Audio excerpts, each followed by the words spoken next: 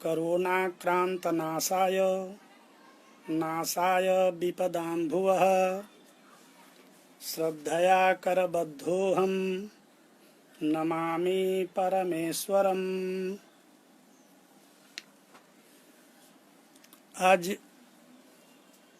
विश्व में कोरोना महासंकट का दौर चल रहा है,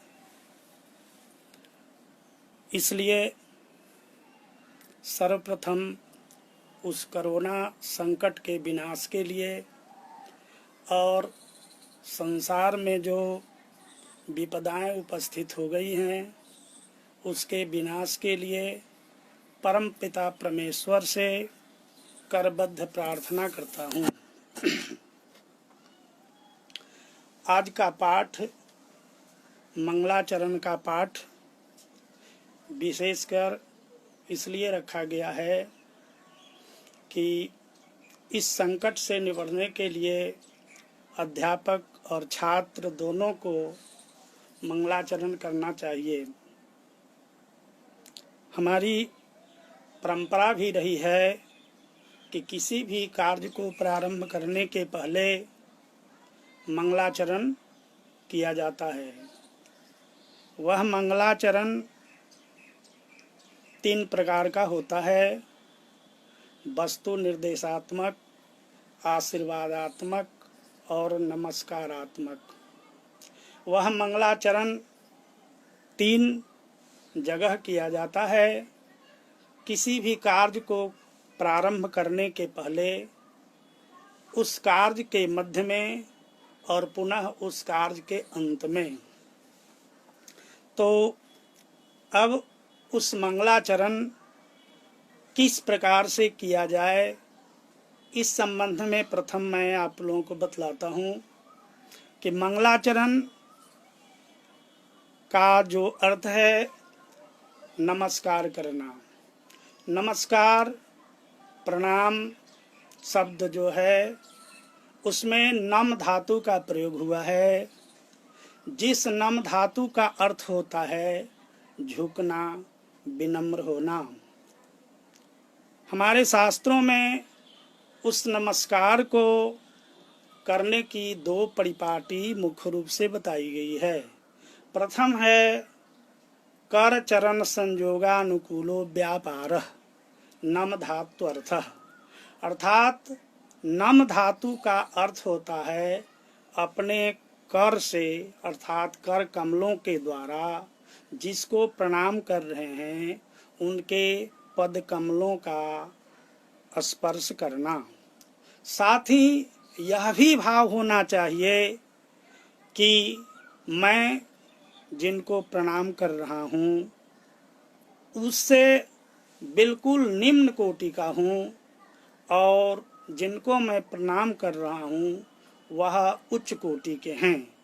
इसलिए इसका अर्थ करते हुए कहा है स्व अपकृष्टत्व प्रकारक, स्व इतर उत्कृष्टत्व प्रकारक चरण कमल संयोगानुकूलो व्यापारः, कर चरण संयोगानुकूलो व्यापारः, अर्थात अपने अंदर की भावना, अपने आप को छोटा समझते हुए और अपने इष्ट को महान समझते हुए अपने कर कमलों द्वारा उनके चरणों का स्पर्श करना मंगलाचरण कहलाता है।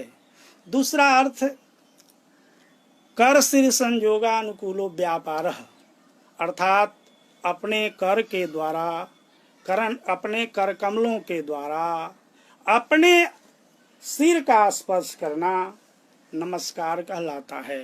यहाँ भी स्वापकृष्टत्व प्रकारक, स्वेतर उत्कृष्टत्व प्रकारक कर सिर संयोगानुकूलो व्यापारः नम धात्वर्थः ऐसा कहा गया है।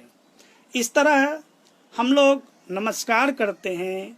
यह नमस्कार की जो परिपाटी है बहुत प्राचीन परिपाटी है। इसमें हम लोग दोनों हाथ जोड़कर प्रणाम करते हैं। इसके साथ ये दोनों हाथ की पांचों पांचों अंगुलियां जो हैं, वह पांचों अंगुलियां, पांच जो ज्ञानेंद्रिय हैं और पांच कर्म इंद्रिय हैं, कुल मिलाकर 10 इंद्रिय हैं। 10 इंद्रियों को एकत्र करके और उसमें मस्तक झुकाकर हम प्रणाम करते हैं। अर्थात सर्वतोभाव से प्रणाम करना, अर्थात यह भाव होना चाहिए कि मैं जो प्रणाम कर रहा हूँ उसमें मेरे सभी इंद्रियां एक साथ हैं। ऐसा नहीं है कि मैं आपको प्रणाम कर रहा हूँ और मेरा ध्यान कहीं और है, आँख कहीं और है। ऐसा नमस्कार करना न नमस्कार करने के बराबर है। इसलिए सर्वतोभाव से एकादशों इंद्रियों को एकत्रित करके और गुरु देव के चरण कमलों में मस्तक झुकाना या अपने हाथ से सिर का स्पर्श करना नमस्कार कहलाता है। नमस्कार करना और आशीर्वाद प्राप्त करना। नमस्कार करना, जब हम श्रद्धा से नमस्कार करते हैं तब उनके द्वारा जो प्राप्त होता है वह आशीर्वाद हमें फलीभूत होता है। आशीर्वाद का अर्थ भी आशी ही प्रयोक्तु धर्मः, ऐसा कहा गया है। अर्थात आशीर्वाद देने वाला व्यक्ति जो होता है उसका अपना धर्म होता है। जिसने कभी नमस्कार किसी को किया ही नहीं, उसने धर्म को जमा किया ही नहीं, वह अगर किसी को आशीर्वाद देता भी है तो वह प्रतिफलित नहीं होता है। इसलिए छात्र जीवन में हम लोग अपने गुरुदेव, अपने बड़े लोगों को, इष्ट लोगों को या माता पिता को प्रणाम करते हैं और प्रणाम करके उनका आशीर्वाद जमा करते हैं, जो बाद में अपने शिष्यों को वह आशीर्वाद देते हैं, तब वह प्रतिफलित होता है। इसलिए नमस्कार का बहुत बड़ा अर्थ होता है। आज मैं इसी क्रम में वैयाकरण सिद्धांत कौमुदी का जो मंगलाचरण है उस पर दृष्टिपात करना चाहूँगा। वह वैयाकरण सिद्धांत कौमुदी में जो मंगलाचरण है, मुनि त्रयम नमस्कृत्य तदुक्ति परिभाव्य च वैयाकरण सिद्धांत कौमुदीयम विरच्यते। इसका अर्थ होता है मुनि त्रयम नमस्कृत्य, अर्थात तीनों मुनियों को नमस्कार करके। तीनों मुनि कौन हैं? पाणिनि, कात्यायन और पतंजलि। हम लोग जानते हैं कि संस्कृत व्याकरण जो आज पाणिनीय व्याकरण कहलाता है, उस पाणिनीय व्याकरण में 3 मुनियों का महायोगदान है। प्रथम सूत्रकर्ता आचार्य पाणिनि हैं, उसके बाद वार्तिककर्ता कात्यायन जी हैं और तीसरे उन दोनों सूत्रों और वार्तिकों के व्याख्याकार पतंजलि महाराज हैं। इन तीनों के महायोग से, अर्थात इन तीनों के प्रयत्न से बना हुआ जो यह पाणिनीय व्याकरण है, आज पूर्ण रूप से चरितार्थ है, जिसको हम लोग पढ़ते हैं। तो तीनों मुनियों को नमस्कार करके तदुक्ति परिभाव्य च, उनकी उक्ति पर विचार करके। परिभाव्य का अर्थ है यहाँ तिरस्कार करके लोग बतलाते हैं कि तिरस्कार करना होता है। तो तीनों मुनियों को नमस्कार करके और उनकी उक्तियों को तिरस्कार करके वैयाकरण सिद्धांत कौमुदीयम, यह वैयाकरण सिद्धांत कौमुदी मेरे द्वारा लिखा जा रहा है, ऐसा भट्टोजी दीक्षित कहते हैं। अब प्रश्न उठता है कि जब तीनों मुनियों को नमस्कार करते हैं तो पुनः उनकी उक्ति को तिरस्कार क्यों करते हैं? तो यहाँ तिरस्कार का अर्थ है विचार करके, अर्थात उन तीनों मुनियों की जो उक्ति है उस पर विचार करके हम यह वैयाकरण सिद्धांत कौमुदी लिखने जा रहे हैं, ऐसा अर्थ किया गया है। अर्थात विचारना इसलिए जरूरी है कि कहीं उनके जो कथन हैं उससे अलग या गलत तो मैं नहीं कुछ करने जा रहा हूँ। इसलिए उन तीनों मुनियों को नमस्कार करता हूँ और उनके उक्ति पर भली भांति विचार करता हूँ और उसके बाद तब यह वैयाकरण सिद्धांत कौमुदी मेरे द्वारा लिखा जा रहा है, ऐसा भट्टोजी दीक्षित जी कहते हैं। अब यहाँ प्रश्न उठता है कि यह वैयाकरण सिद्धांत कौमुदी, यह जो निर्देश है, अंगुली से जो निर्देश किया जा रहा है कि यह वैयाकरण सिद्धांत कौमुदी, इससे सिद्ध होता है कि यह वैयाकरण सिद्धांत कौमुदी पहले से बना हुआ है, जिसका ये दिख रहे हैं।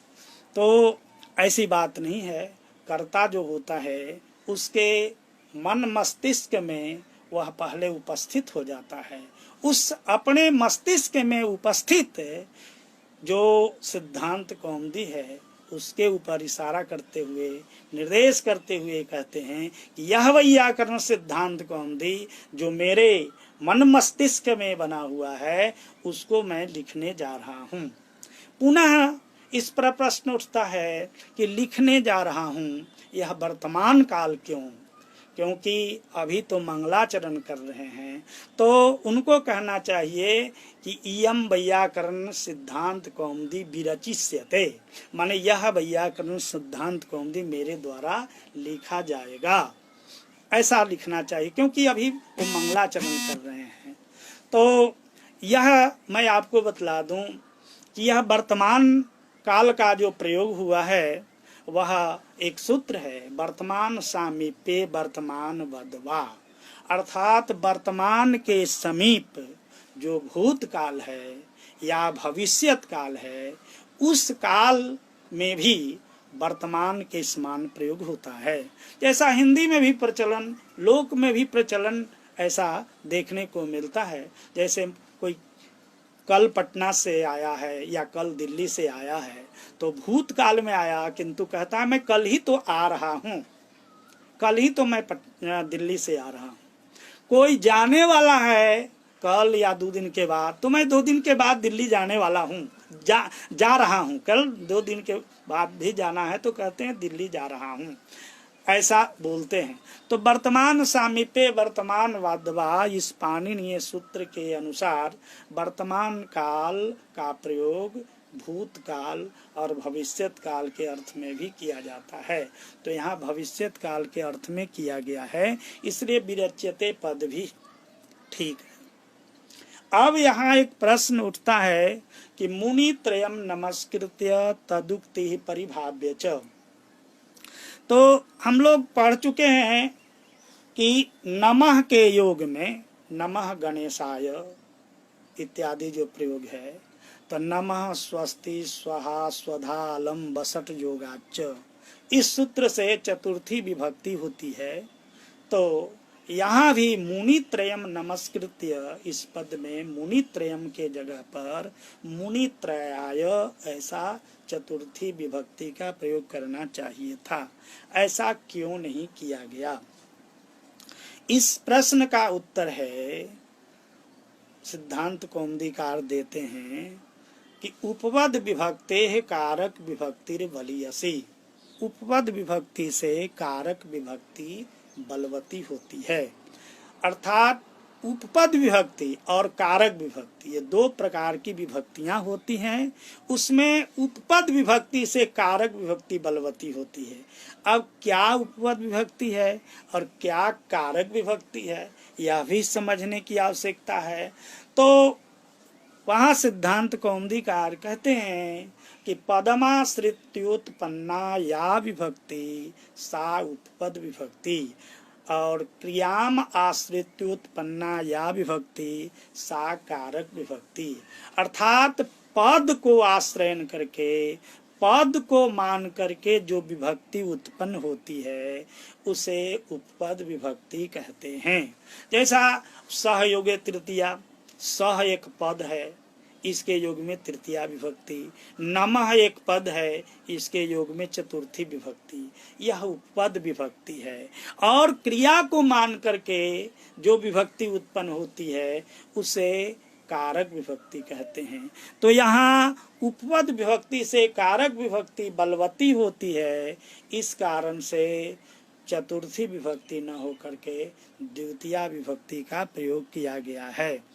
इसके बाद पुनः कहीं उदाहरण मिलता है स्वयंभुवे नमस्कृत्य, स्वयंभुवे नमस्कृत्य, यह स्वयंभू शब्द का स्वयंभुवे नमस्कृत्य चतुर्थी विभक्ति का प्रयोग नमस्कृत्य के जगह पर किया गया है।